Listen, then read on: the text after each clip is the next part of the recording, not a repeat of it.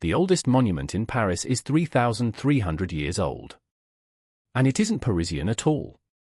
It was born on the banks of the Nile, erected by Ramses II in front of the Temple of Luxor.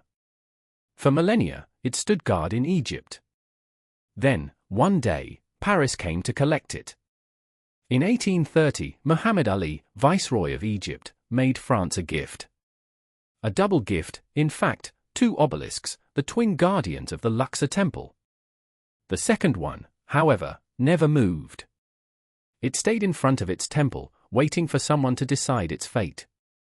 Someone finally did. A century and a half later, in 1981, France officially renounced it. Egypt kept its half of the present. The first obelisk set off on an adventure. To move it, a ship was built for the purpose, christened the Lure, after the very temple it was leaving behind. The journey took years. Years of travel for a single stone. Then came the big day. On October 25, 1836, on Place de la Concorde, 200,000 Parisians held their breath.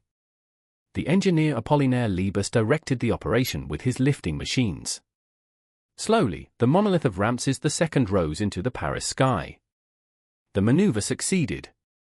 And it was remarkable enough to be carved in stone. The diagrams of the erection are engraved on the pedestal. The monument tells its own story of how it was raised. But why this square? This is where the story becomes Parisian.